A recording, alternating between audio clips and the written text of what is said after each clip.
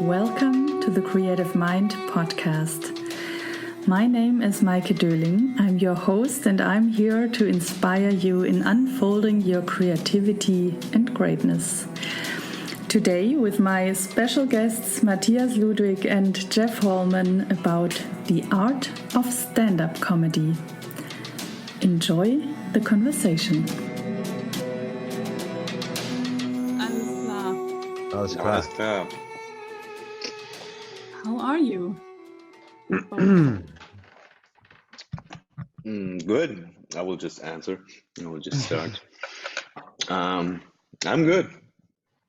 Yeah, the stand-up has injected quite a lot of energy into my life, which is really nice. Because if you compare it to all the other stuff you can do, or not the other stuff you can do, the other stuff that I normally do, like acting in front of the camera, it takes a long time till you see a result. And also the ratio of work you put in to output is just different. And with stand-up, in the afternoon, I think of something, and then maybe that same night I already do it on stage and make people laugh if it works out. So that's pretty cool. Which normally works out in Matthias's case. And in your case, not? Exactly. No. In my case, it's been quite similar. Again, Matthias and I started roughly the same time. He got a bit of a head start. But we took vastly different paths in the beginning, where he was more on the doing and I was on the wishing to do, but writing a lot. Okay, now we are already in the middle of the topic. I will do a little introduction. I'm happy to have this conversation today. It's a completely new topic for me as well. We will talk about the art of stand-up comedy, and I welcome you both back to the podcast, Matthias Ludwig and Jeff Hallman. Thank you. Hello. So can we have like a laugh track maybe for this podcast? Yes, big laugh track, please. Or just so maybe we need your producer for that, because yes. So yeah, I think you already both started already. You both got into stand-up comedy. So how did that happen? Well, we were tripping on mushrooms and we had this moment.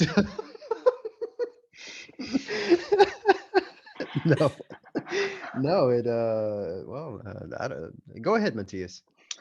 Well, for me, it was always something I wanted to do, and also something where people kept telling me, oh, you should do comedy because I can be funny sometimes. And I wanted to, but I also always pushed it back and didn't prioritize it. And also there was a certain fear of like, okay, I think this is what I'm really good at, but if I fail at that now, then I'm not good at the thing I thought I was really good at. And then right before the pandemic, I went to a show in Berlin and thought, okay, I'm going to watch a show, and if I think I can do this, I'll sign up. And I did it, and I started writing a little bit, and then the pandemic hit, and it also disappeared from my mind again. And then, after the pandemic, I had moved to Hamburg, and Jeff and I also started talking about this and the lack of satisfaction that the acting world sometimes brings. And he also was like, well, you've been talking about comedy for quite a while. And so I did the same thing again. I thought like, okay, I'm going to watch a show, and if I think I can do this, I will sign up. And that's basically what I did, just this time without a pandemic. And yeah, from there on, it just unfolded. Nice. And like the first time was already so much fun that I didn't hesitate to continue. And yeah, that has been a big part of my life now for the past 3 months. Since when are you doing this now? End of June was my first show. And then it took like yeah, it took like 2 weeks to do the next. Like in the first month, I only did 2 shows basically, because in Hamburg at least you have to sign up and then wait till they put you on and all that stuff. And if you're new, it might take a while. And this week I will be doing show number 40. Wow. Yeah, it got a little out of hand. Brag a little bit more, why don't you? Yeah. So you both motivated each other a little bit. So Jeff, how Mhm. did it start? How did your path start? Well, I was born and I looked at the world and I was like, well, shit, I'm just gonna have to laugh my way through this one. No, it's something that, but in all seriousness though, it's something that it started very very early in life. I was always fixated with comedians, and I guess more subconsciously than I realized, as they probably were the big source of me seeing the world a bit differently. People like George Carlin, more specifically, and Bill Hicks, and these people that not only were comics but had this very unique way of absorbing our society and having a way to regurgitate it in a way that is not only like more, it widens the perspective more, but it is also hilarious. And that kind of I guess perspective, the new lens I was looking through, kind of led me to eventually get out of Alabama and start chasing shit I had no business chasing. So but anyway, it was like, it's been always something that's in my life, and how I deal with life in general when things get hard or wherever. It's just I find the funny.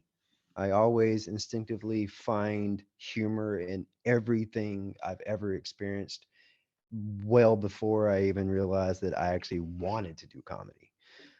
So I think it's just always been there, and over the years it's grown a little more, a little more, a little more. And even more so, I think it was like a year and a half ago, I started like hitting the comedy scene here in Berlin quite hard. And I took my time. I went to many shows by myself, so many shows, and just kind of absorbing and taking like a lot of patience on deciding if I was ready to take this next step in storytelling.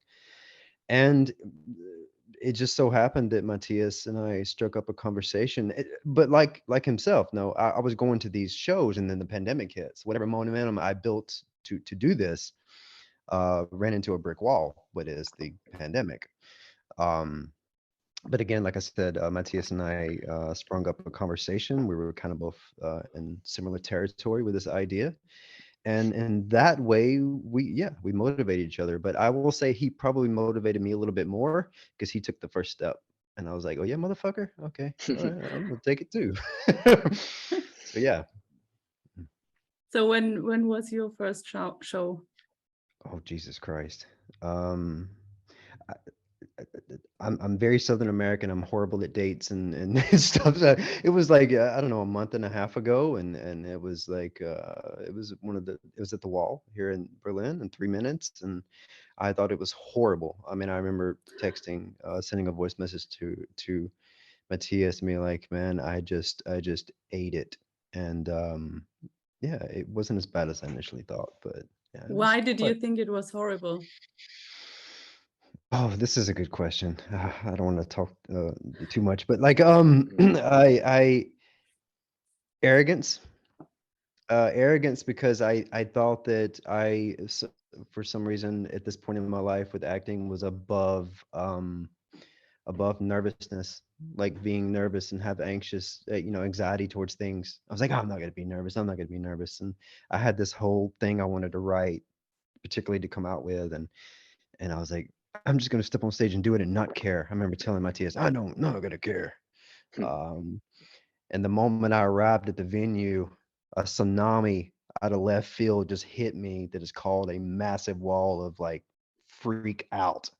So much that I was like almost like an out of body experience, because I guess I haven't dealt with being nervous in so long, and it just whitewashed me.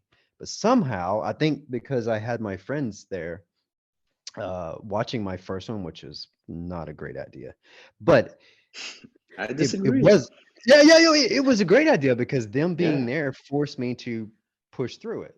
And if they weren't there, I think I would have bailed. I'm being honest. I think I would have chickened out because it hit me and it rocked my world.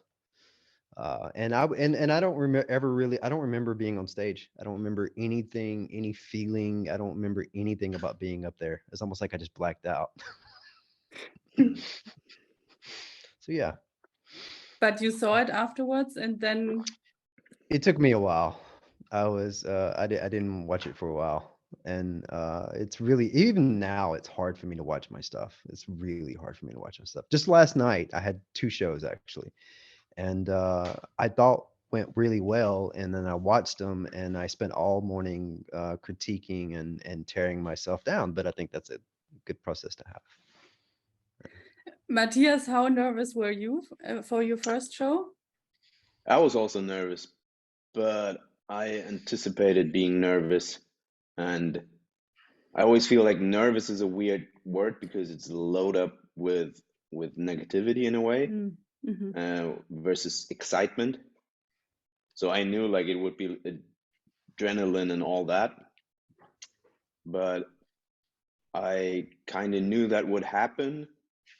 And for me, that's what I've been trying to achieve also with acting and auditions, to like not fight against being nervous or excited, but accept it and just be okay with being nervous and not being like, no, I'm not nervous. Like the process I've been trying to work into my life is basically the opposite of trying to suppress the nervousness, but just be like, okay, this is just it. It's part of the experience and it's okay. It doesn't mean, it's basically my body giving me extra adrenaline to do well. Like back in the days, I think we talked about this last podcast. Like way back in the day, this would be your body's mechanism to give you extra power to run away from the lion. Yeah. Basically, give you all that extra adrenaline. And today we don't really know what to use it for. So we get this feeling when we get nervous. But I think, yeah, it's something that you can learn to accept and just be with it. And does it help you then? Yeah, I think so. I mean, it definitely works better for me than trying to fight it off. Yeah. Because if you suppress it, I think like most things, when you suppress them, they just grow. So if I suppress my nervousness, it's just like waiting there and to jump at me at the wrong time. If I'm just like, yeah, fuck it, that's it. I'm nervous, but I'm still gonna do this anyway. So it's just like telling your body, there's no point in trying to scare me away with the nervousness because I'm gonna do it anyway. So come join me, basically. Yeah. You said earlier that the thing about what if I fail? What is failure for a stand-up comedian? That people don't laugh, or what is failure? I think it's multi-layered, and I think it also develops as you grow as a comedian. But of course, like the first time for me, the fear was like, what if I go on stage and I don't get anybody to laugh? That would suck. So I think, yeah, that would have sucked for sure. And it's also, you can't really, if you play a scene in a theater play or if you play music, then you just do your act. And then when it's over, people will applaud more or less, maybe. But you don't have feedback necessarily while doing the thing. And with comedy, it's like the worst thing you have is a quiet room while you do your act, because then like, oops, that's not going how I want it. And then I think as you grow as a comedian, there's different kinds of failure also. Yeah, you want to make people laugh, but maybe you want to make them laugh in a specific way, or you wanted them to laugh more, or you wanted to try something and didn't do it. But yeah, the first level, I think, is just getting people to laugh. Which is quite hard. I remember that back in my acting time, I always thought I cannot be funny. I cannot be funny because it's really hard. You cannot try to be funny. But as a comedian, I mean, you try to be funny, no?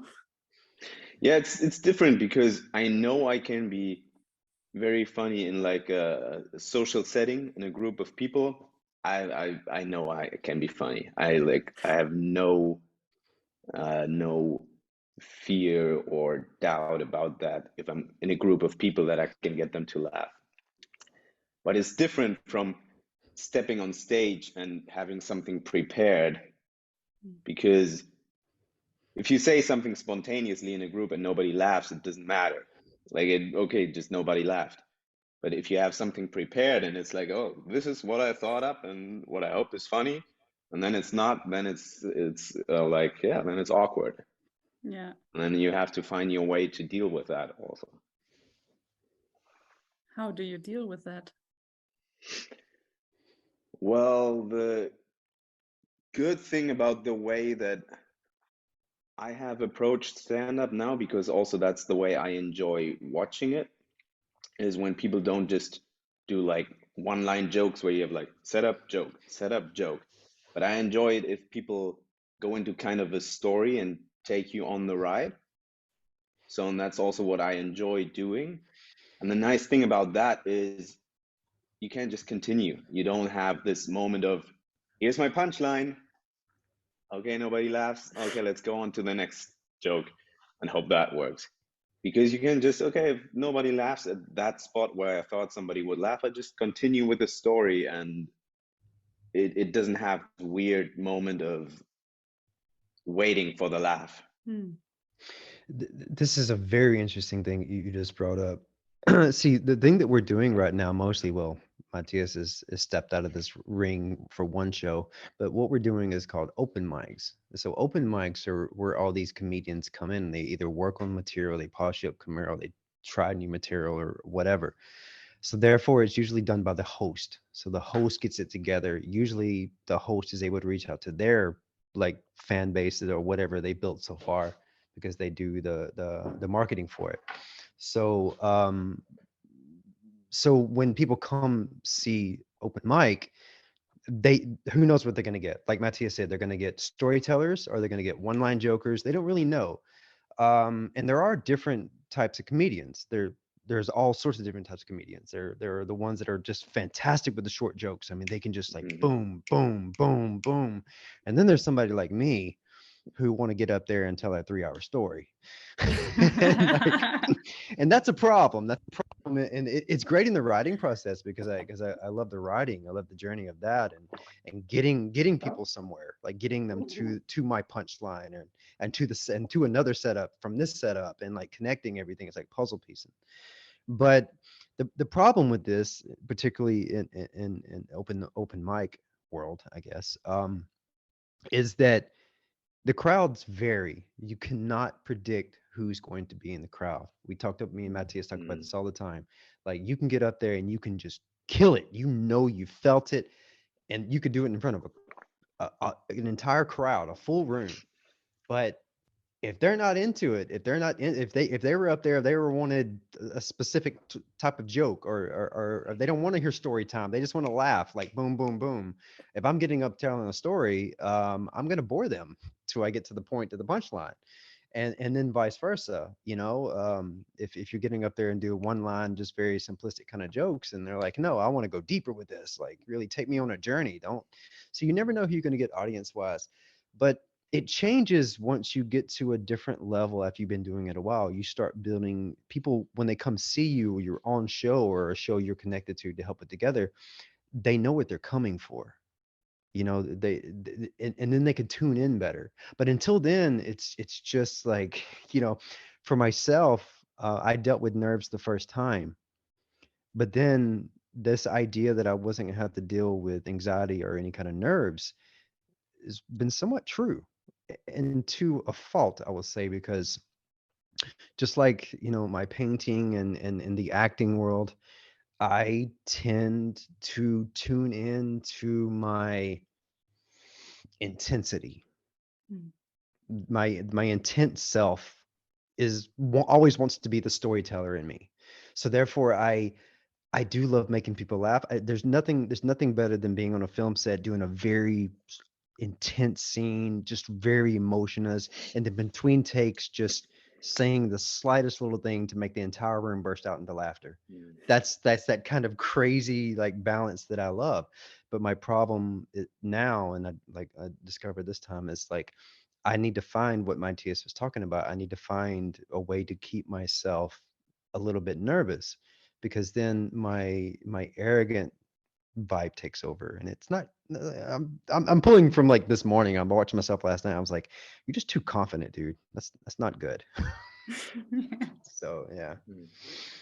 Yeah, it's interesting because if you watch like one of the very well-known comedians, watch a special on Netflix or something, of course they are amazing because otherwise they wouldn't be there. But then you watch the special and everybody's laughing, but of course all those people, or at least 90% of those people, came to see that person because they are a fan of that person and a fan of that style of humor. And that is a great recipe for a great crowd with a lot of laughter. And it can be very different if you have people who may have expected something very, I don't know, some kind of very sweet, innocent humor, and then you hit them with very dark jokes, or the other way around. Matthias So is yeah. special. That's his special. I saw one, the first one I saw of you was like really, in the end I thought, whoa, that was courageous to talk about the African sacrifice. I don't know, I forgot, but Oh yeah, the so where the I ritual child catch, sacrifices. yeah, I caught myself asking myself, what is he talking about now? And then in the end, the joke came. I thought, okay, this is typical Matthias.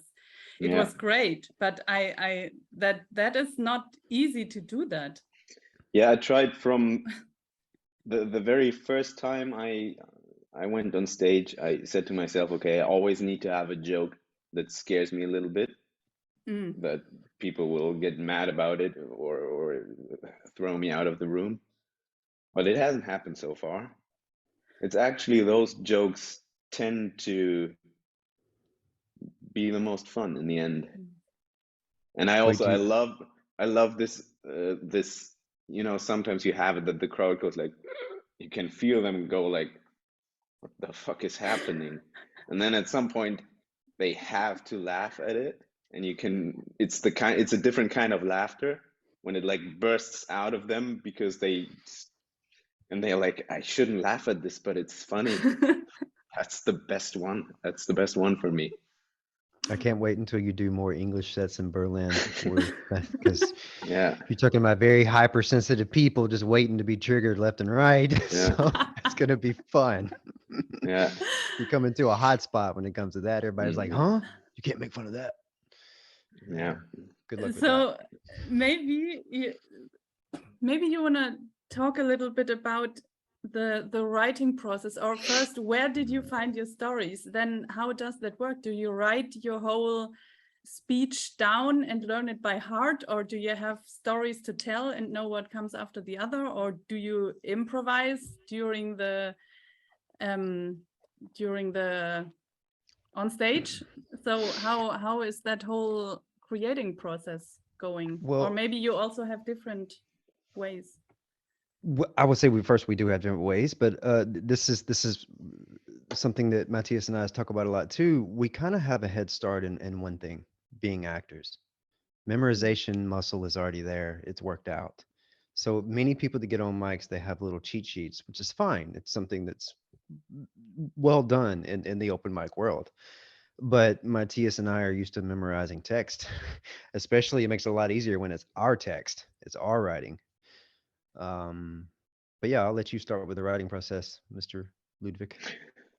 Yeah, I also have to agree that it's in that case it's an advantage to be an actor, because I also feel like it's easier if I've written something myself, of course, and if I have like a certain moment in my own set where I keep forgetting what comes next, then it's probably a sign that it's not written very well.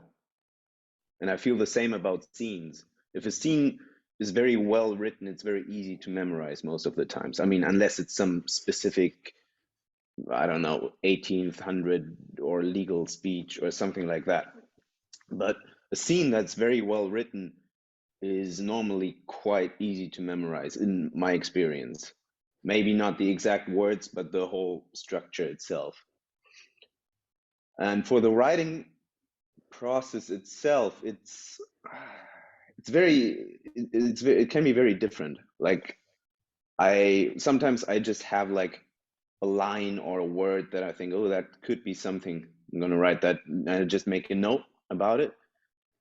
Sometimes I have a little joke or a situation that happens in real life where I like, okay, that's kind of funny, and this could be turned into either something quick or maybe expanded into a story.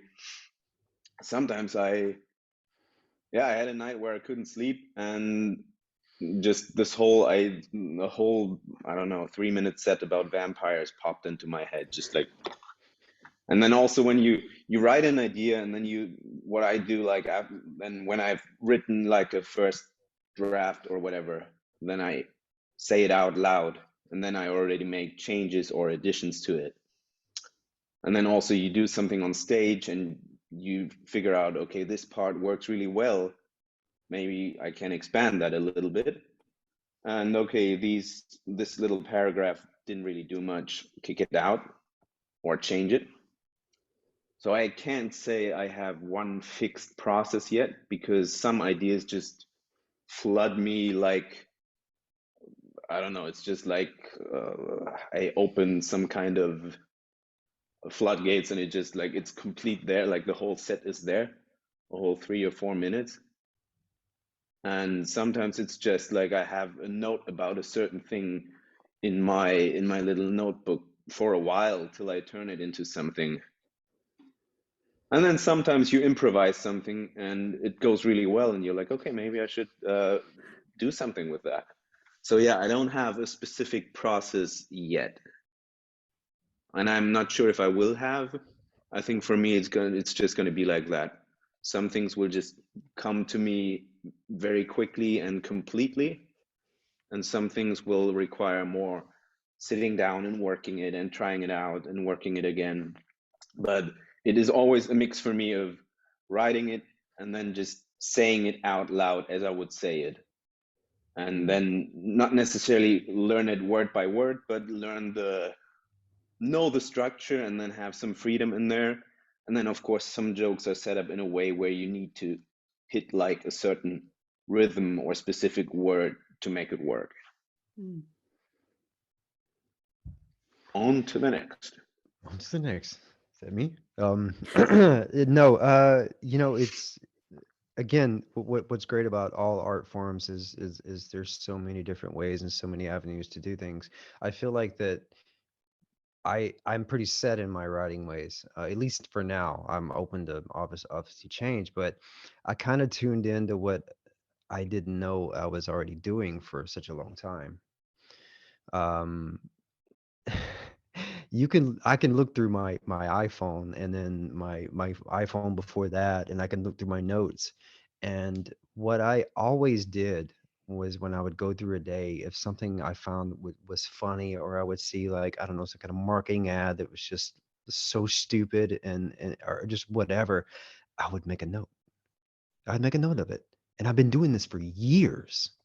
I have an insane amount of these notes that I had no idea why I was accumulating. I had no idea, but I kept them because it was just a way of being like, yeah, we live in a circus. It's almost like, so. And as Matthias says, that's I feel like that's how, there's one thing that most comedians do, or maybe all writers do, musicians, doesn't matter. They will take these little notes. And the great thing about these notes is they're just seeds. It's an idea. Let's see what we can form it into. We can grow it into. So now I've since starting this, I've taken what I've been doing for so long, and I take this idea, and then I formulate it into this story. Um, the best example I can give of that is I don't think I can go there. But there's this monster that I'm creating. Matthias knows what I'm talking about. But it has to do with aliens and monkeys, and I'll leave it at that. But this idea of like when you see the world, me seeing everything, I was like, oh, just feel like we're in this like zoo. I mean, every day I walk outside and I just like somebody's watching us. We're entertainment for somebody. This is the only thing that any of this shit makes sense is we are entertaining something bigger than us. And so all these, and then you take that idea and you start growing. Okay, what if that is the truth? How did we get there? And start, puzzle piecing that together. And that's kind of, yeah, it's a bit challenging. I was told by other comedians, I was like, you can't come out of the gate telling stories. You have to work up to that. And like, well, that's the only way I'm going to be able to do it. I'm either going to crash and burn doing it this way, or I'm just not going to be very successful, because this is, I think this is a very a selfish thing to get into. I guess like all things are. We do it for we're telling these stories and getting these laughs to feed ourselves in some way. So this writing process for me is something that I'm highly addicted to, and I've amplified I guess another form of art. I kind of stepped away from painting so much and all this other stuff, and every day I just write, and then I draw on top of the write books. I doodle on top of that. It's like it's crazy. But yeah, writing is yeah, it's very addictive for me. Yeah. I have also, like what I told Jeff the other day, I also went through my notes, and then I realized during Corona, I had a couple of days where I was like, I mean, I wasn't even into stand-up yet, but it has been on my mind, and same goes for writing. And then I realized I had some days where just like, okay, I'm gonna sit down now, and I'm gonna write 10 jokes about breakfast. Or next day I wrote 10 jokes about cannibalism. And then none of them, they don't have to be all great, but it has to be 10. And then, I mean, back then I didn't do anything with them, but now I looked at them and now I'm like, okay, probably half of them I can turn into something. And I think this is a tool that I will continue to use if I'm out of ideas, or because if you just, because it's so tricky if you do something, let's say artistic, it's always like, are you going to wait for the inspiration, or are you going to develop some kind of discipline? And I think both works, but I think it's cool to have a way to access both things. I think it's cool to have, like, figure out what inspires you. Like for example, I realized, okay, I have a lot of ideas if I just go for a walk and let my mind wander. But I can also go like, okay, I'm going to sit down and, okay, what's in my room? Okay, there's, I don't know, there's a balcony. Okay, I'm going to write 10 jokes about balconies. And even if they suck, it will be an exercise. And even if there's just one in there where I'm like, okay, this could be something, then it was a good use of the time, maybe. So yeah, that's a new tool or an old tool that is now new again for me. This comes from a very disciplined person. I'm like totally the opposite. Yeah, I'm way too fun. No, it's great. No, that's what's great about this is like, you can imply so many different ways of doing this. I would do that for a day. Yeah, well, it has been the same for me. So it's not going to be like, I think I'm probably not as disciplined as you think I am. I think you just think that because I do sports a lot. But it's like, it's also not something I'm going to do every day. I also prefer to let the ideas flow and come to me. But it's also nice to know, okay, this could be a tool if I have like a day or a period of time, whatever, where I'm like, ah, fuck, I can't come up with a new idea. And also because now I looked at the stuff and I'm like, ooh, there's a lot of tasty things in there. So it's definitely a tool I'm going to use at some point again, but I'm not going to sit down every day and do that. Yeah, it's interesting. I like that.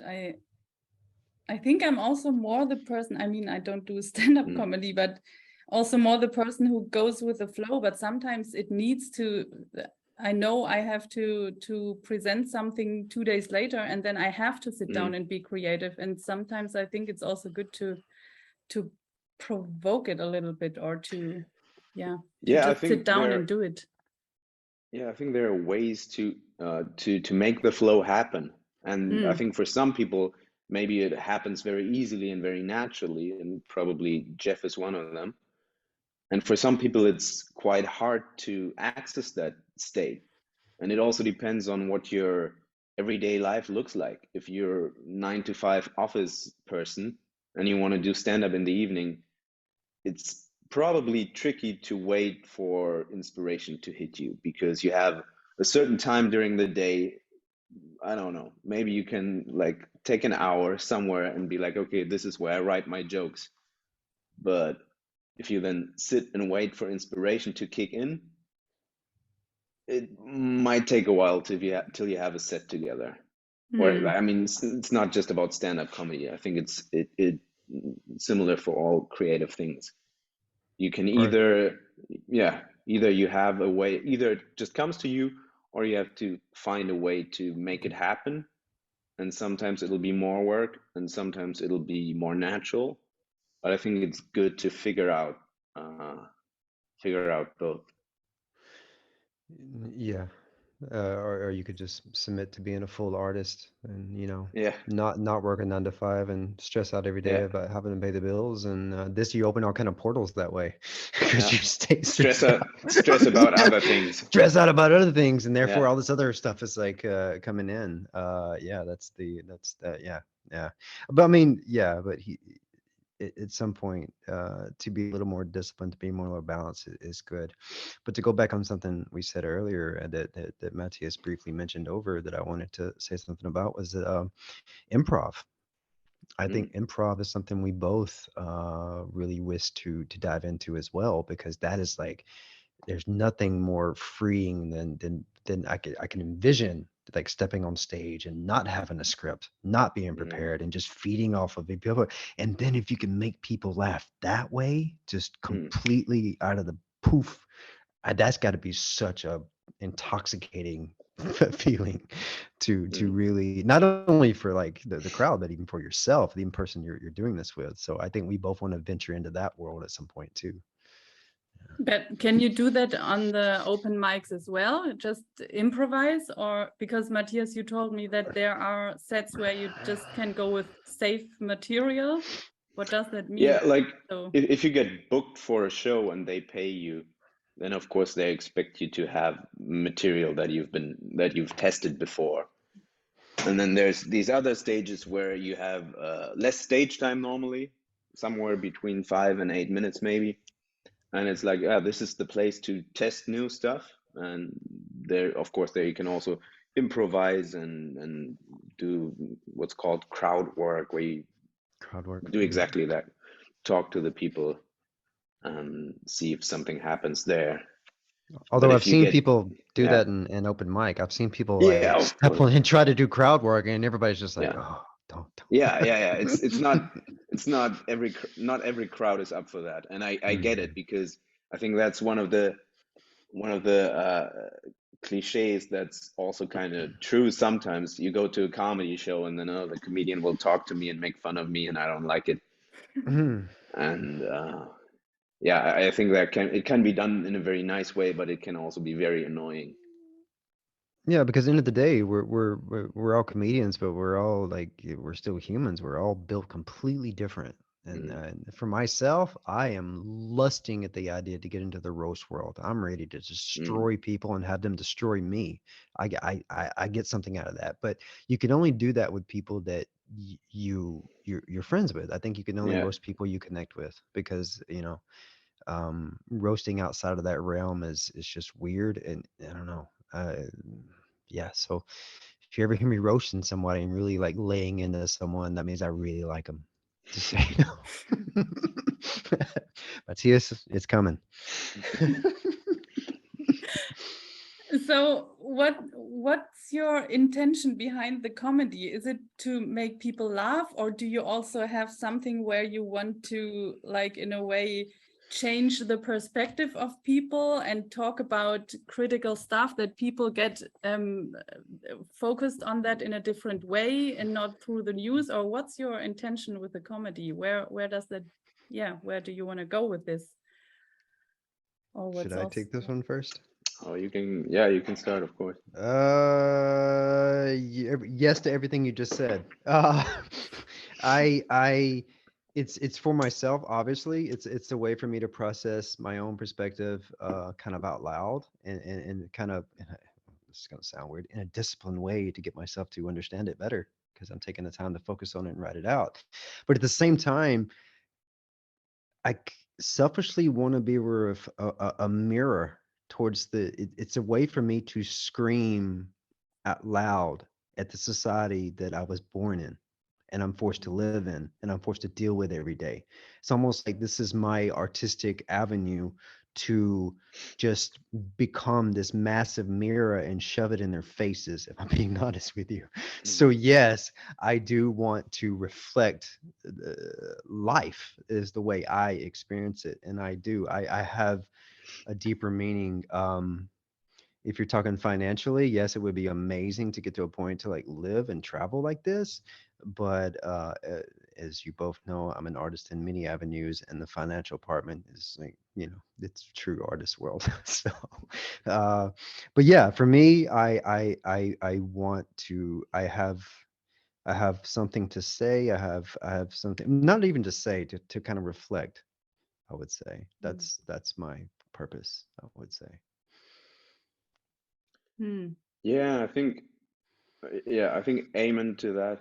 And for me, it's also like if I watch comedians or the comedians that I enjoy watching, it's always a mix of like some stuff is just ridiculously funny without super deep meaning, and some stuff is just the absurdities of everyday life blown up a little bit, and it's just like it just makes you think like, what the fuck are we doing?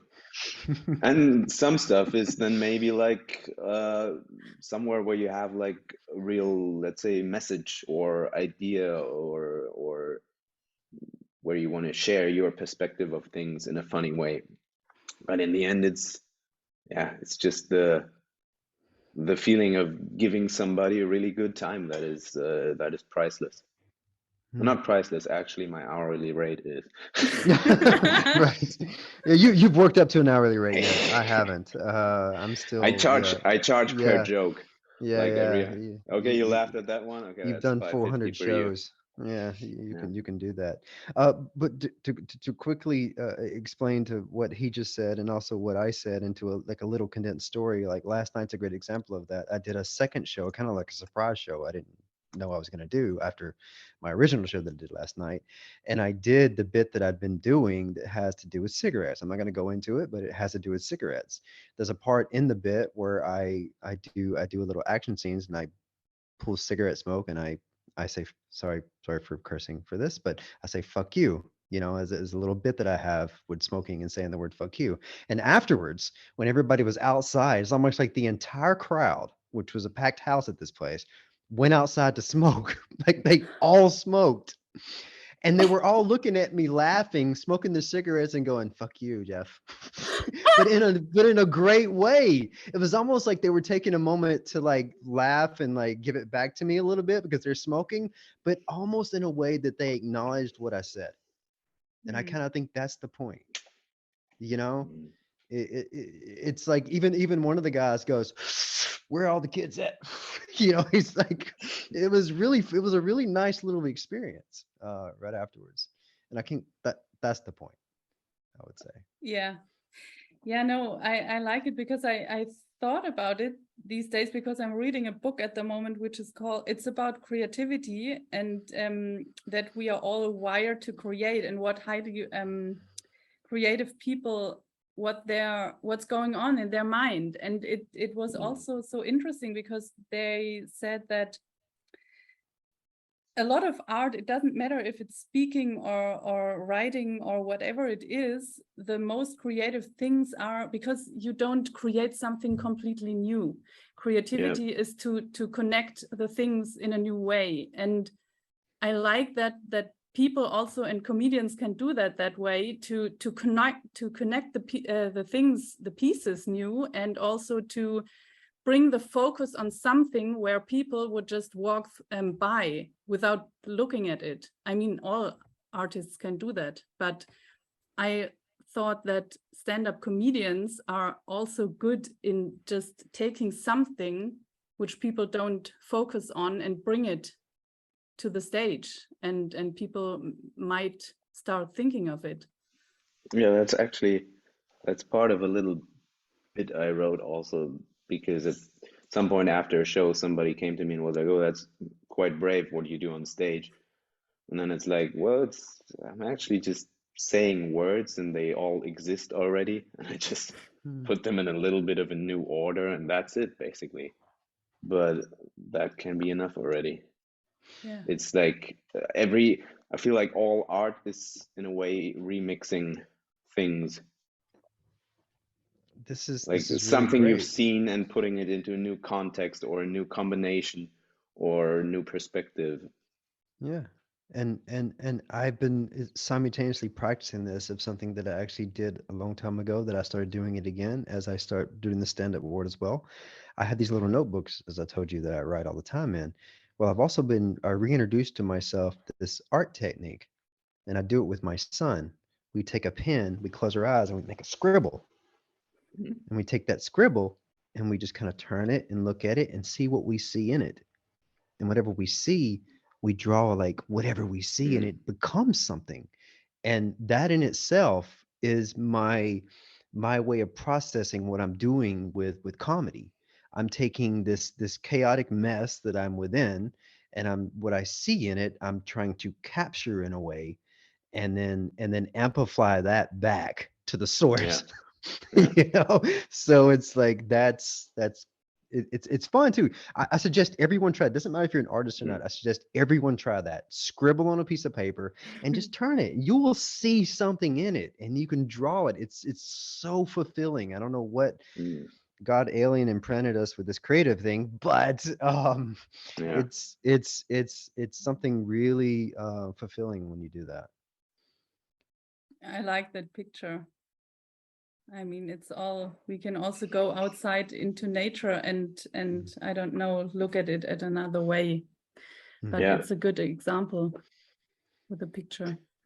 Yeah, because I mean, whatever you create is inspired by something. Yeah. Like it's always, it doesn't come out of nowhere. Yeah, there's a saying that all art is stolen. Yeah. Nothing is original. It's just rearranged. Basically, yeah. Same is true for our genes, basically. Yes, every person is an individual and its own thing and all that, but in the end, it's just remixing what was already there. Yeah. And this is when we get into the psychedelic part of this podcast. Are you ready to be all one? Okay, now take your capsules on the count of 3. This is the cue to take your little happy pills.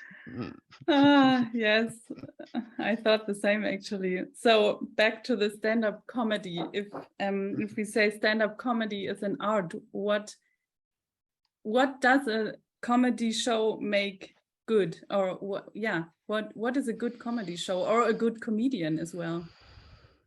I'll let you answer first, Matthias.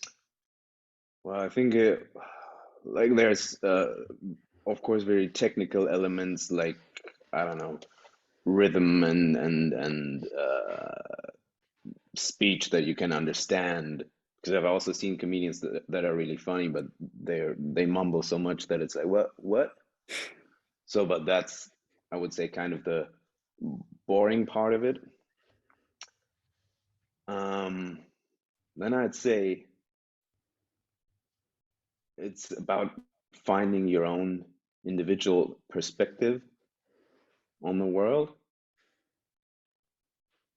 And it's not an easy question, because what makes the show great is also the audience that is willing to go on this ride, because you can have a great comedian, but if the audience isn't willing to go there and join, and is maybe very, you can have people that are very offended by any joke that goes beyond oh, my girlfriend put on the television as soon as it goes below that, some people will be offended.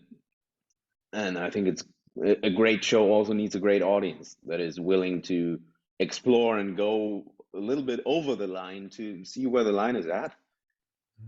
And I feel a great comedian also must be willing to step over the line to find the line, and also to, yeah, I think every great artist has to push boundaries, his own boundaries or her own boundaries, but also the boundaries of the audience, of the society, of the rules. And then I also think it depends on the circumstances. If you're, I mean, comedy can be incredibly politically. I've seen this, I think it's on Netflix, there's a documentary about stand-up around the world. And there's some, I mean, there are countries where being a comedian is fucking dangerous. And so, yeah, I think it depends on a lot of things, but in the end, I would go to being willing to push your own boundaries and the audience's boundaries. And then, of course, not do it just for the sake of that, but yeah, to bring your own honest and true perspective. I think authenticity is also really important. I don't want to see a comedian just trying to do what another comedian already did. Oh shit. So yeah, and I think I will have more. There will be more, but I'll let answer Jeff for now and see if something else pops up in my mind. For me, the comedy world, the stand-up world, is a service to society.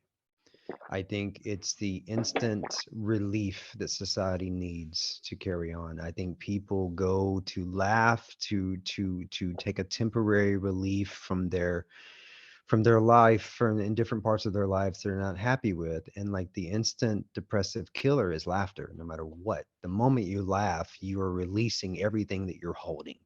So I think this is a very old form of art. You can even go back to the days of like knights and kings. The kings always had a jester, and the jester's job was to specifically make fun of the king and all of the royalty. It was a balance that happened that kept like the edge off.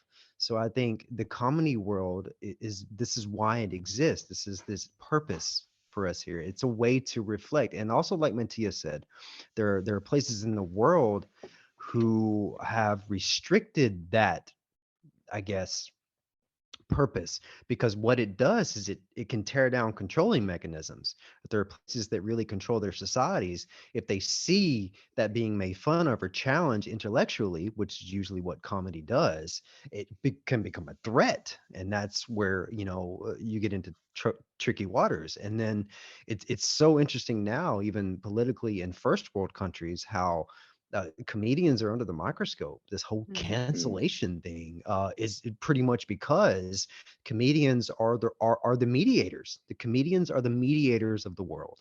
And if anything kind of goes too far one way, it's usually the comedians that shines a light on that. So therefore, like when comedians do that in certain times in our society, it's a very dangerous thing.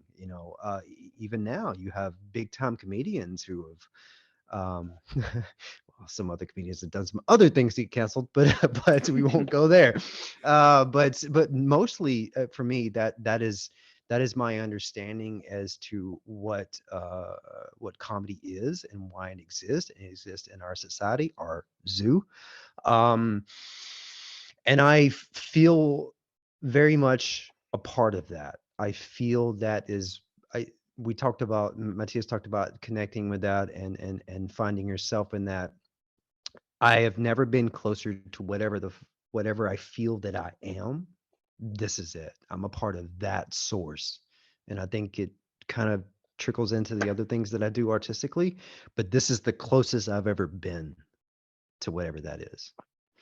So Yeah, I think that's a great point. I forgot who said it, but read this thing about like if in a society the comedians have to watch out what they say, then it's a sign that we should be careful because it's not a good sign of free speech, because a comedian is always also testing the limits of free speech in a way, probably. And yeah, I don't think it's about just being offensive for no reason, but it is definitely also a comedian's job to shine, as you said, shine a light on things that are going a little bit into the wrong direction. And I also agree it's a great way to release stress and trauma and anxiety. And I think for some people it's quite hard to laugh in the face of something terrible, but I think it's a great way to deal with bad stuff. Yeah. It's a mechanism of our bodies. Like we laugh and it releases things. Like it's just a mechanism, and to like suppress that in any way is like preposterous. Oh no, instead go to the pharmaceutical company, they'll help you. No, just go laugh. It's also interesting, like I mean we know quite a lot about the body, but the whole topic of laughter scientifically is still like far from unlocked. Like we have some ideas and theories. I mean, not that I'm on top of the research or something, but as far as I know, like laughter is still in big parts a mystery, why and how the exact mechanisms are behind that. So that's quite an exciting area. Yeah. So we are scientists, basically. Yeah. We are mad scientists. We're mad politicians. scientists. We're mad. We're Frankenstein. Politicians, yeah, in a way. Yeah. So in the beginning, one of you said that it's also compared to the acting world, which led you a little bit frustrated and stuff like that. So what gives you the satisfaction now, or what's the difference now? Well, the difference is you have a great ratio of the work you do and creative output, because as an actor, first of all, you have very limited control of how much work you get. It's not like if you're a great actor, you automatically get hired a lot. And then even if you get hired, it's not necessarily the stuff that you love. It might be something else. And as a comedian, you have complete creative control over your act.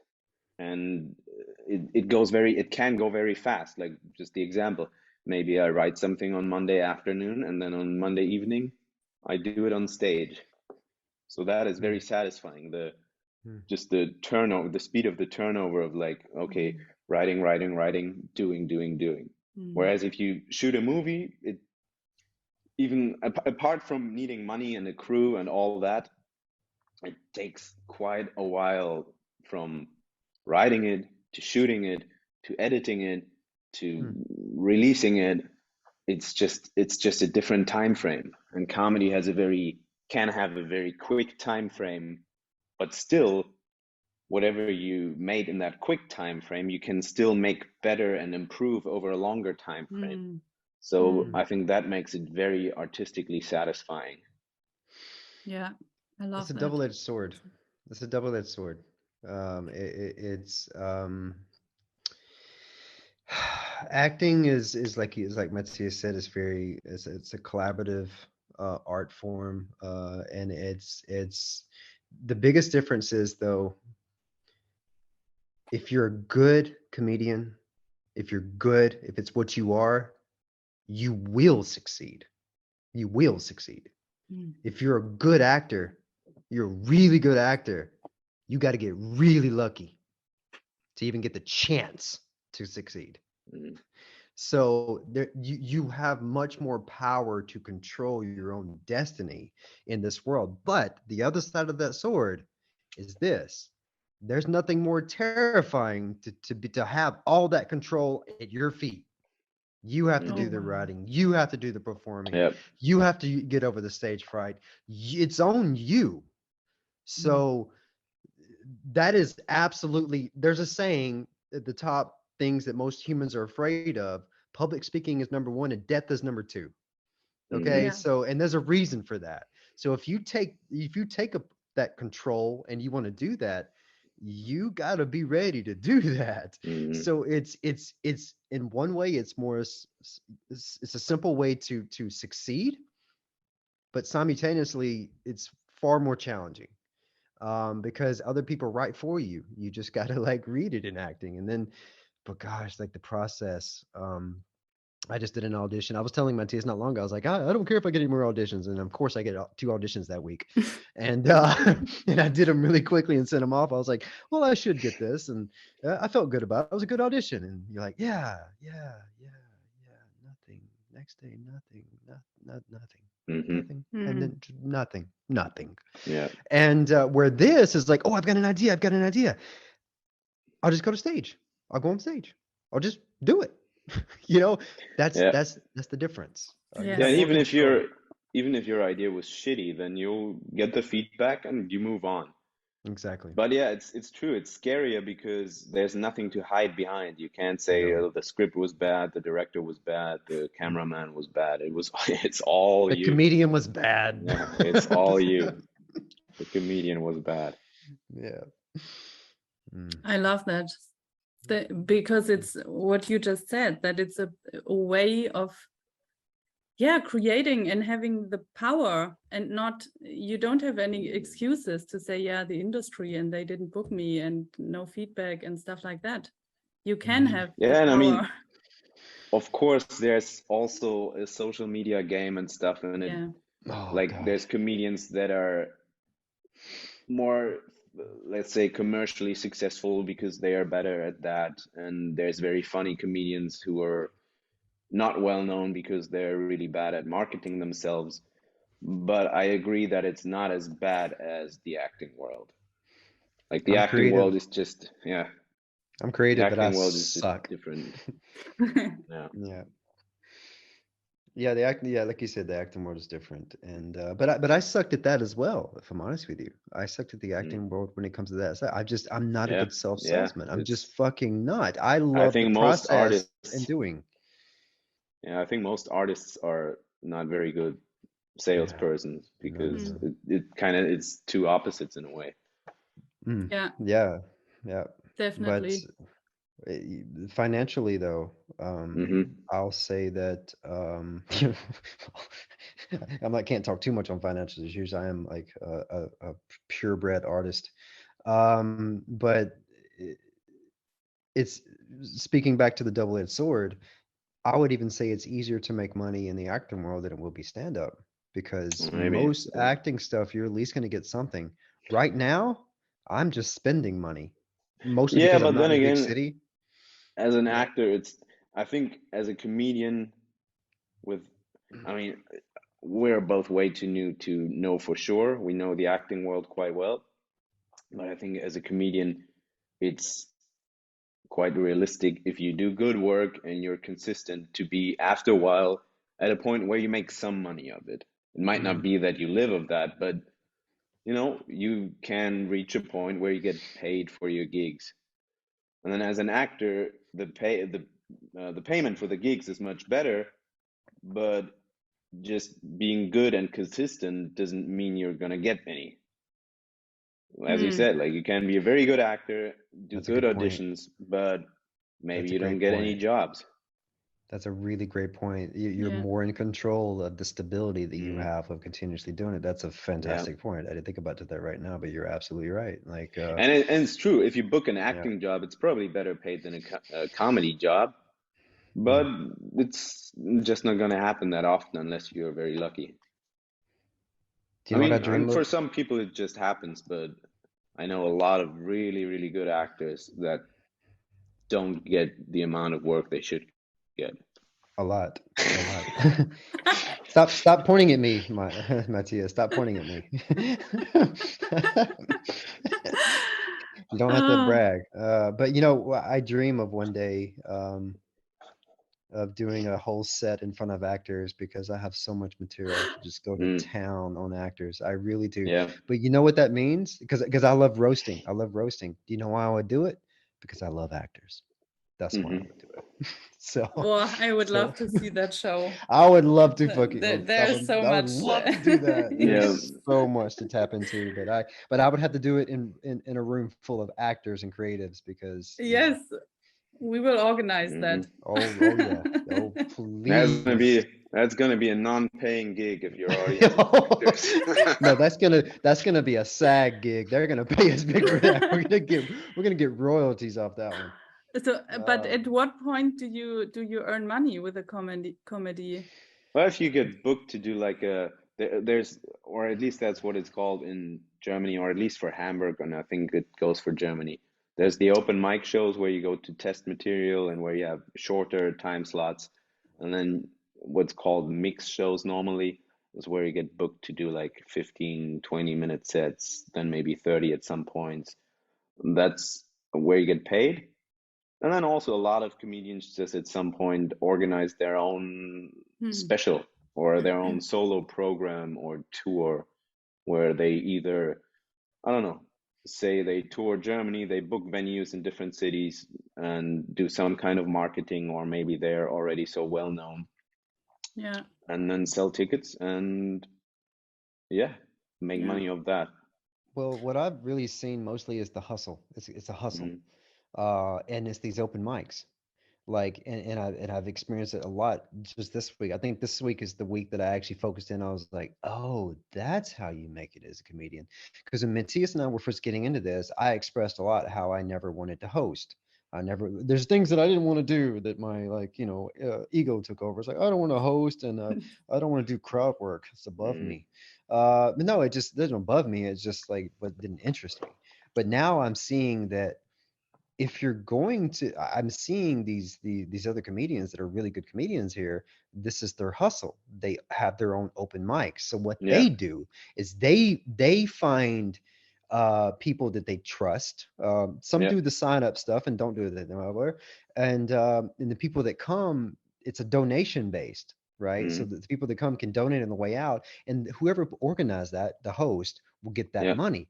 Last night, the guy I know made a killing because he packed out the wall. It was slammed, and he had this jar, and people were all throwing 20s and 10s in there, and mm, he had to have walked away with $600 or $700.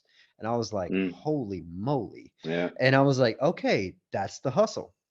That's the hustle. You find other comedians, you organize with a bar or something, do your own open mic, and you help them get more stage time, work on material, make more connections. Simultaneously, you're getting the money because you organized it. Of yeah, course, you got to pay the bar or something, I'm sure, yeah, yeah, but that it's a hustle. It's a hustle. So wow, that's their own business. It sounds like an own yeah. business.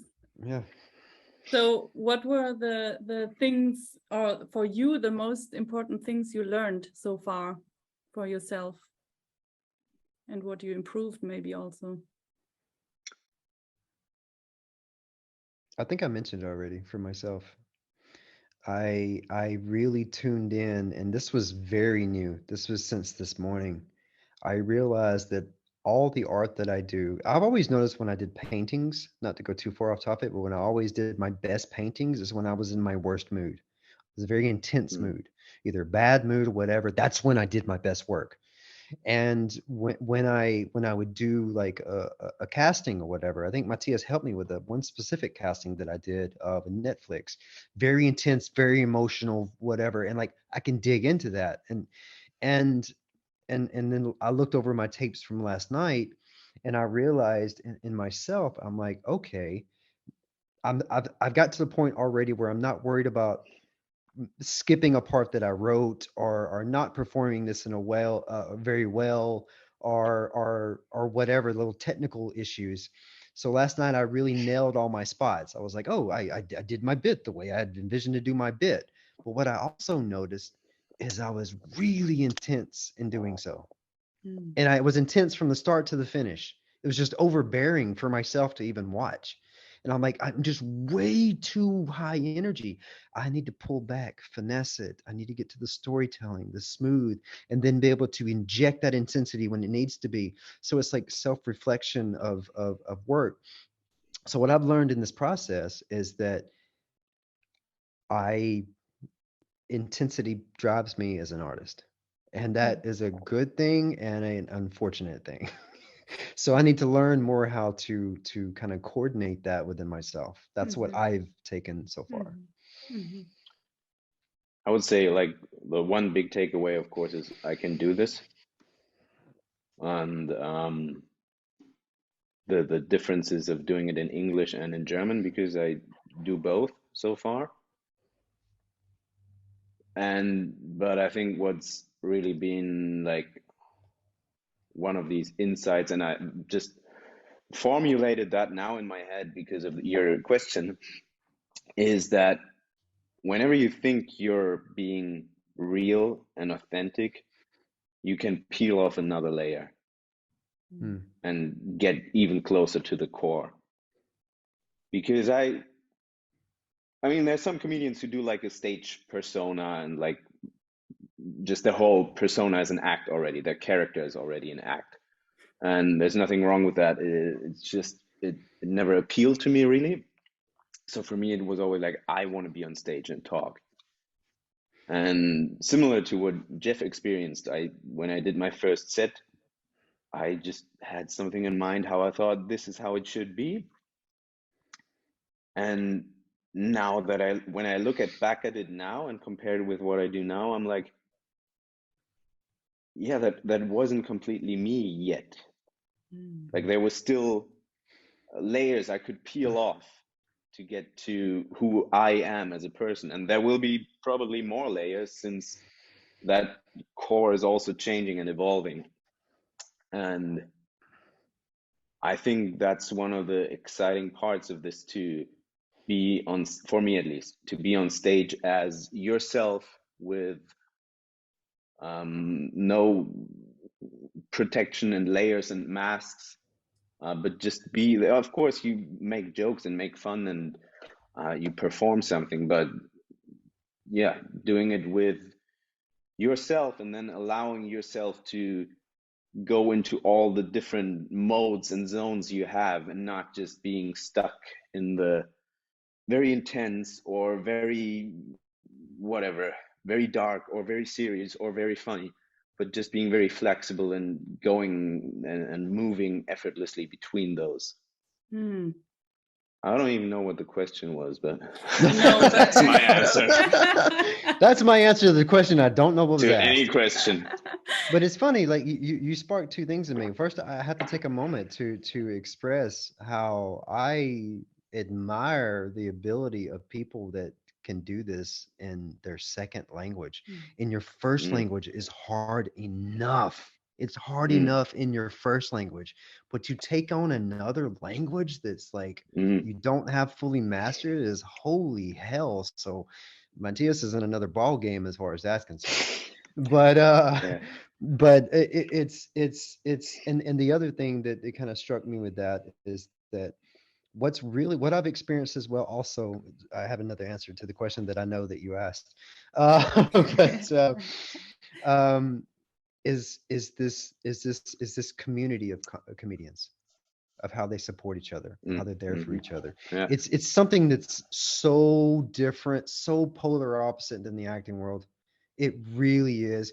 The acting world is more of a competition, what I've done compared to what you do, as opposed to this is more like we do this together. We kind of help each other. We give each other things. We give each other feedbacks. And even to take it even a little bit further, the fact that Matthias and I have simultaneously started this has been kind of a gift in itself, because we've been able to reflect off of each other, this experience. And again, self-motivate each other. Like he was pushing me hard. Like I was just in a position where I couldn't do any sets, but I was writing, and he had written something that was really good, and he was just practicing that. So, but then we found ourselves just the other day, he was like, oh, I'm not doing a set tonight, and I'm writing, I'm coming, all this other stuff. I'm like, I'm doing a set. I come to Berlin this week to do 2 shows and maybe to squeeze in a third one. Tonight I do my 5th, because I've been very fortunate to be asked to do another one after a show. So now I'm getting my reps, and Matthias is flowing back into his writing. So it's been fortunate for us to kind of go through this on a parallel journey in a way, at least to this moment. And Yeah, then I'm I'll take it waiting to for the US. I'm waiting for your first German set. You're going to be waiting a mighty long time, my friends. You can learn everything by heart. Yeah, I mean, not only is it German, but it's also German. So that you can Yeah, it's like forget if you can make a German audience laugh, it. Right? then the Yeah. Americans are easy. I'm gonna do a German set. I'm gonna go up there and just do this for 7 minutes. I think the two language part. She got it. Sorry. I didn't. Yes. I was doing my German set. It was this. Ah, yeah, okay, yeah. Okay, go ahead. Sorry. Yeah, people Reminds me of the can't hear. audience the other day. Hey, audience, that was pretty much the same thing you get most German crowds. Never mind, it was nothing. So The two language thing is like a curse and a blessing, because it's great, because just by having a joke and then going like, okay, I have this joke in German, I want to make it work in English now. You can't just translate it one for one. You have to, like, the rhythm has to change, and it's maybe the punchline is different, or maybe it's like something about if it's something about Germany, then maybe the people who live here will get it, but an American tourist might not. So you have to rethink your whole bit, and that normally makes it better. So I had the case where I basically had a bit, translated it to the other language, translated it back, and ended up with a way better version of it. Because in the first translation, things change, and I'm like, oh, that's much better. And then I changed it basically also in the German set. And I also had bits that I thought up in English, because I don't know why. That's how they came to me.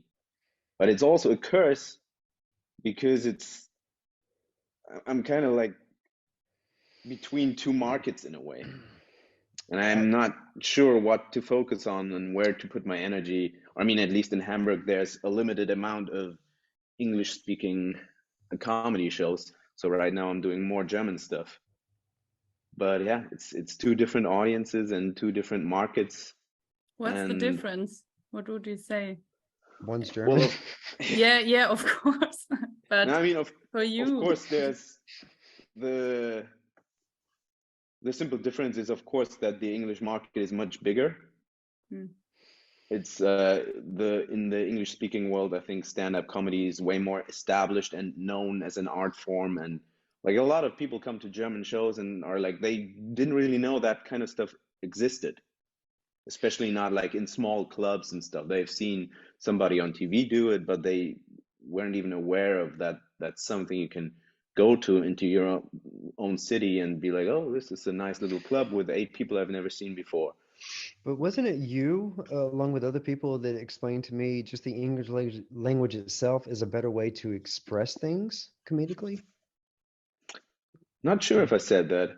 Somebody said that. Somebody has said that to me. Like the English Yeah, language I is just a better felt tool to that. use. Yeah, I feel that in some jokes and some ways the rhythm is different, where I'm like, oh, that just works better in English. Like I feel like all my jokes work in English, but not all of them work in German. Mm. But of course, my German is better than my English. So stuff like improvising is much easier for me in German. But yeah, I do think that that Americans and British people, I think from my experience so far, they are a little more open to darker humor and dark jokes. And the German audience, it's very different. Sometimes they're really into it, but sometimes they're very like shocked. Also depends on the age and the city you're in. But Yeah. yeah. I'm going to Cologne this weekend, so we're gonna see how that's gonna go. That's a very German city. But speaking of challenges though, and I just thought about this, like you always trigger two things in me when you talk. What's up with that? Hate and hatred. You're always triggering me, Matthias. That's the American in me. But the challenges you have of doing two languages simultaneously, but I'm always going to push you to do more English stuff because I do understand that the market's bigger, and as I told you not long ago, you have like a golden weapon with an accent. An accent goes a long way, especially if European accent. Americans eat that shit up. Like, so if you're a good comedian and good storyteller and you've got like a European accent to go with it, that's fucking just icing on the cake. But as far as challenges for myself, there are also it's very challenging not only to find English sets, like you get a lot in Berlin, but I can only touch the surface to really connect with most international people on the things I want to dive deeply into, because if I go too far, they're just not going to relate. So I have to keep it like a sub level to make it funny, and then also stay connected to them, because if I dive too deep, like I come from Alabama living in Europe, that in itself is fucking hilarious, okay? But I can only dive so deep into that, because if I get really far deep into the southern things, people are not going to know what the hell I'm talking about. Of course, so it's also very challenging for me because if I go to the States, which is really good. This is a great exercise for me, because if I'm able to make people laugh here and do this here, when I go to the States, it's almost going to feel like a superpower, because I can go deep. I can dig really deep there. Yeah, it's always like, of course, I can also, there's certain things about Germany and German culture that I can make fun of, but Americans wouldn't get it, or people from another country. Maybe if they live here, but also then for some things you just have been living here for a long time to get it. And of course that's true the other way around too. I mean, the Americans, there will be things you can make jokes about that I would never be able to tap into just because I haven't been there. And if I would go to America, I have another power I could use, because I have the European view of coming to America. I mean, that's also what a lot of comedians who come to Germany do. Like, they come from another country and they have this view of all the things that are ridiculous in Germany that the Germans might not even be aware of because they are so used to it. And there's a lot of those for sure. I've already got these things in my bits. Yeah. So it's like, let's call it immigrant power, because if you go to another country, you bring a new perspective with you.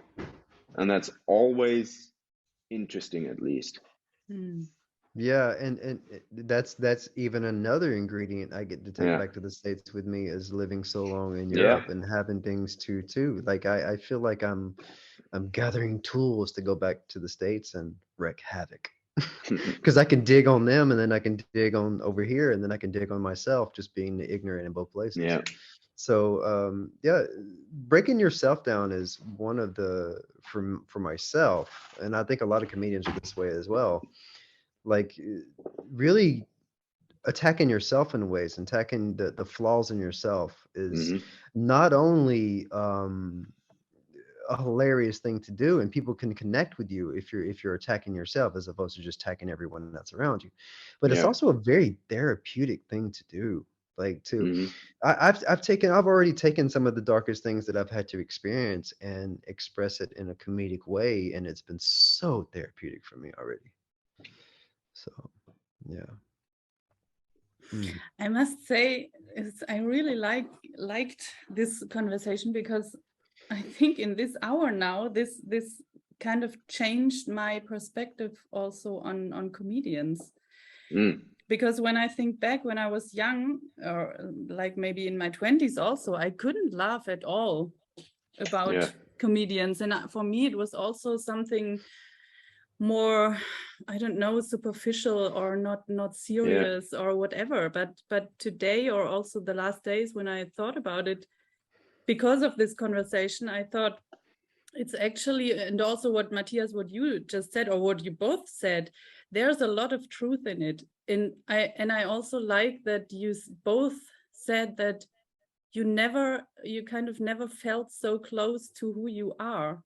And this is, I don't know, that's really, that moves me in a way. And also I like the like these two sides of loosening people up and making or helping them to release something, but also having the seriousness of what's happening in the world in it, and also this truth. And I think it's really a whole art in it, and a very truthful and authentic way of creating stuff and of speaking to the world as well.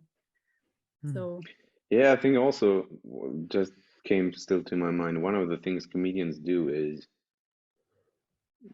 or sometimes do, is, you know, if you're a person, you probably sometimes have some horrible thoughts that you don't really voice or say out loud.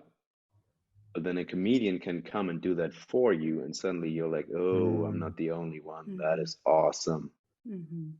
Because a comedian is willing to show his dark side and his struggles and his inner battles and insecurities and inadequacies. And suddenly you see like, oh, I'm not alone in this. Other people feel the same way. I mean, the simple way of like how some comedians make jokes about how terrible it is to be a parent, for example. And as a parent, I think like it's different now, but you don't want to be, you're not going to walk around and be like, oh, it's so annoying. I hate my kid. I hate my kid. I hate my kid. And of course you don't hate your kid, but you will have days where it's like fucking struggle. That's what I imagine. I'm not a parent. If you have somebody else voice that in a funny way, I think that's a relief for you to see like, okay, it's okay to feel that way. It doesn't mean that's what I really believe. It's just something that happens in a certain moment. I admit that you're not a parent yet, but you are a serial killer. Keep it in. It's going to be a great source of humor. You're letting your inner serial killer out. I know. I understand. Yeah. I can feel it. Yeah. And there's more of you out there. So don't. But I really like that perspective as well, because it's so true. I mean, you both know that in what field I'm working with, it's all very serious. And when it takes a while until people really talk about their deepest fears or deepest what they think, and it's true. A comedian can just say it, and it kind of connects. Because I also, you know, I can always say it on stage and be like, just kidding. So it's kind of safe for me to say it as well. And for the audience, it's also like they can just laugh at it and nobody has to know what they think. Yeah. And it's it's also therapy. Yeah. For both. It's therapy. It's true. It's therapy. Yeah. For the comedian and the audience. I can also say that the reason I think that I spent most of my life not giving in to because it's always been there. I have to admit, my entire life, this comedy thing has always been there. I would travel to Atlanta or Birmingham, Alabama to catch a big show by myself. Like I would take dates when I was, I don't know, in my early 20s. I was like, what do you want to do? Let's go to the Comedy Club in Birmingham. Like, it's always been there. But I think, like most things in life, insecurity played away as a wall. But I think it's great because I think it all is purposeful now. Like, I think this point in my life where I've gone through enough stuff, I've had enough experience, almost like this is why I'm writing like crazy. I have an endless amount of material. It's just like stored somewhere, as opposed to being in my 20s when I started. I would have to be hoping I would come into situations to have no material. Now I'm tapping into it and I've already got a warehouse full. But the other thing is that, with all honesty, my perspective of comedians, the comedians at least that I loved, I've already name dropped one. I'll just say him again. George Carlin is the one for me. I always thought they were the super geniuses of our species. these people that could see through all the bullshit and then transform that in a way that was both reflective and absolutely hilarious. They were such on a high totem pole for me.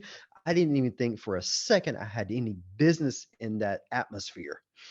So as I've gone through in life, and as life does what it does to us all, and that's beat us up along the way, I've gotten to a point where, not that I think I deserve to be there, that I think we're just all there, and we can just tap into it. So the pedestal hasn't gone away. I still think that the comedians I admired are the people that guided me mostly in life, but I'm finally to a point to where I not only want, but I feel it's part of my purpose to take that and use it, because I feel like I have a way to do that.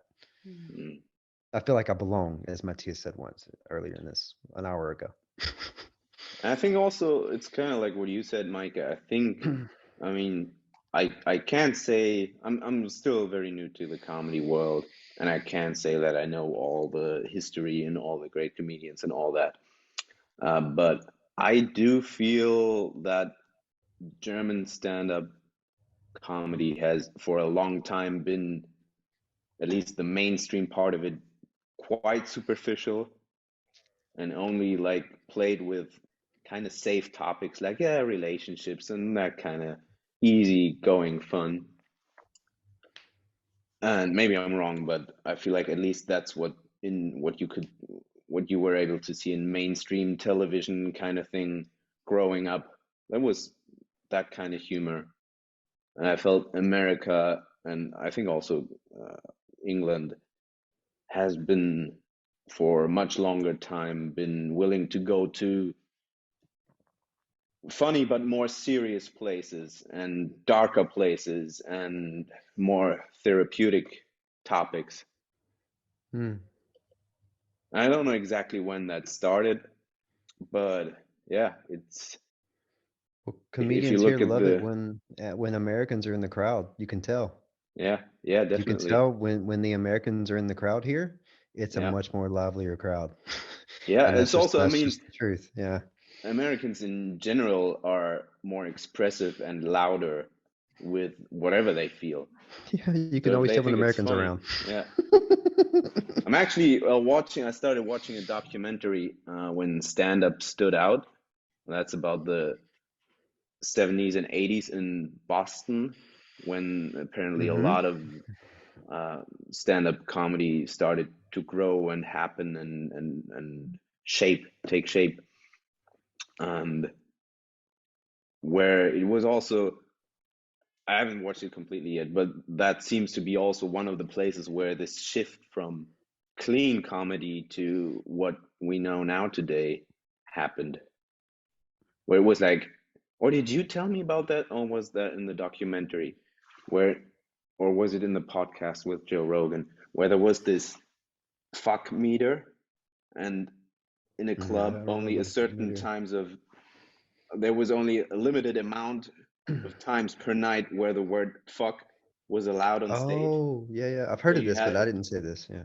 I think it was in the podcast with Joe Mm. Rogan, Mm. and it was like when you in your said it 3 times, then 3 times was already gone, and then the next guy had to limit himself and that kind of stuff. Mm. So I Mm-hmm. think That's there was a certain point in time where certain comedians forced the shift from very clean family friendly easygoing comedy to those different topics and darker places.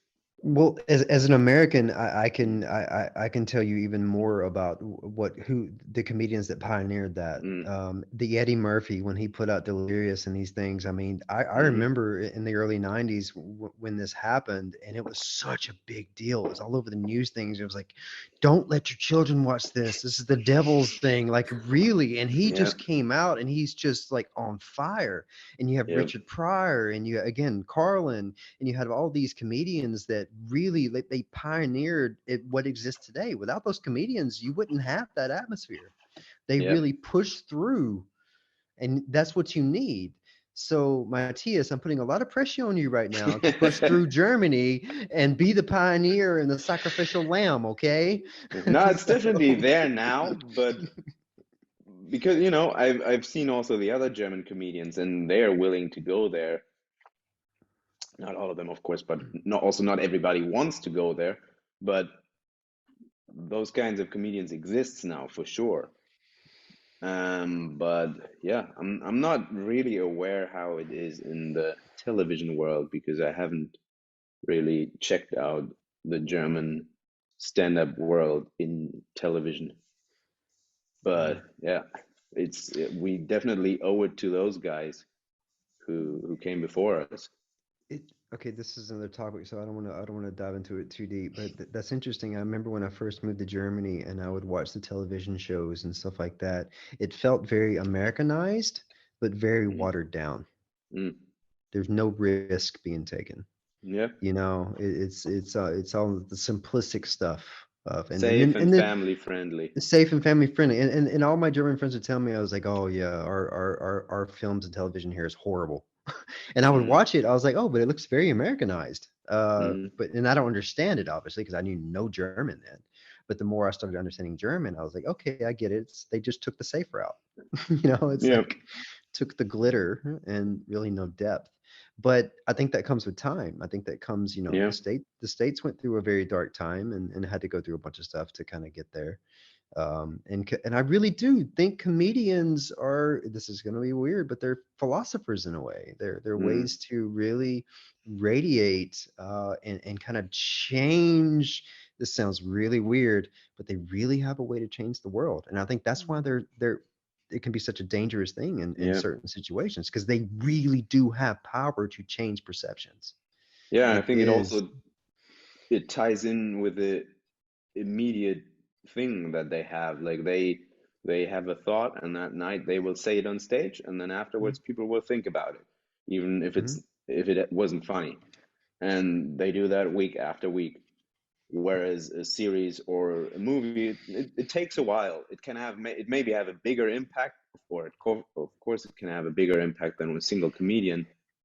But it takes a while to get the film done, to Mhm. even get the money to get the film done.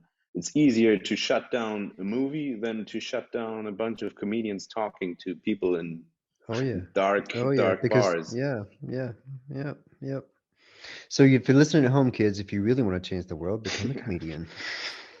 Hang out in dark bars. Hang out in dark bars and tell very dirty jokes. Mhm. And that's Yeah, gonna so save the world. So, Yeah. talking about bars and stages, where can people see you in the next weeks and months?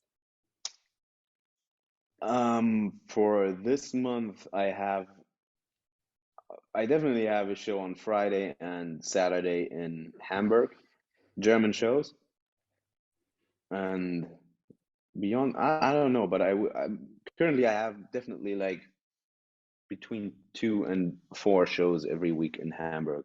I mean, not I don't have those shows, but I'm in those shows. Yes. And there's also a weekly English show in Berlin, in Hamburg, that I try to be at as much as possible every Tuesday. And I always post those on Instagram, and then you can also get see the organizer of the event, follow them if you want to watch the other comedians. Um, and then in November, I will try to hit Berlin again and make my rounds there. But yeah, I think it's just for every comedian, Instagram is quite important. It's where you can post your dates because a lot of it happens on short notice. It's where you can slowly build your following, where you can post parts of your bits, and where at some point then in the future you can be like, hey, I'm doing my own show now. It's gonna happen here and it's gonna happen on that day. So I think if you like a comedian, you should follow them on Instagram. yeah, for myself, I think by the time this airs, I have a show, my last show tonight here in Berlin. I have a show in Cologne this weekend, and then I take my act to the United States of America. I'm doing the Life in Skull in Atlanta, Georgia. It's some date between the 20th and the 23rd. The actual date hasn't been locked down, which day I get, because there's 3 days open in that time. And then I'll do a couple shows in Birmingham, Alabama, and then I come back to Europe, and I'll do a lot more Berlin at the Wall mostly. It's called the place called the Wall. It's a really great venue that I'll probably spend a lot of my time, and I'm connecting with other comedians. And then I'll find my way back to Hamburg, I'm sure, to do Burning Mike, which is a really good English place. So Yeah. I'll be bouncing around to these places, and yeah, that's where you'll find me, just floating Cool. around.